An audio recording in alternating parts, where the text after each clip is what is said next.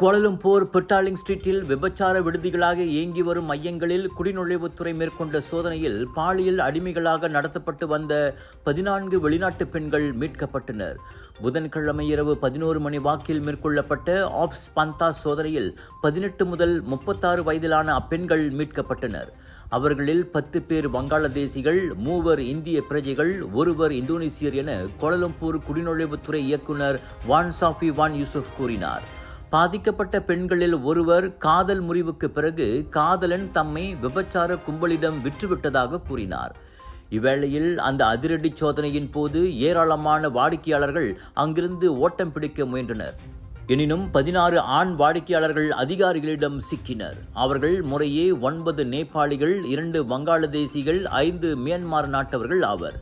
தவிர விபச்சார விடுதிகளின் பாதுகாவலர்கள் என நம்பப்படும் 3 கைதாகினர். வெளிநாட்டு தொழிலாளர் கடத்தல் தொடர்பில் அவர்கள் விசாரிக்கப்படுகின்றனர். டாக்டர் அப்பாராவ் சன்னாசையின் த ரப்பர் எஸ்டேட் பாய், பால்வெட்டியின் மகன், பல்கலைக்கழக விரிவுரையாளரான சுயசரிதை.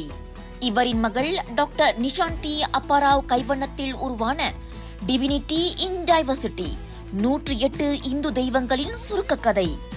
தந்தை மகள் படித்திருக்கும் இந்த சிறப்புமிகு நூல்களை உடனே வாங்கி படியுங்கள்.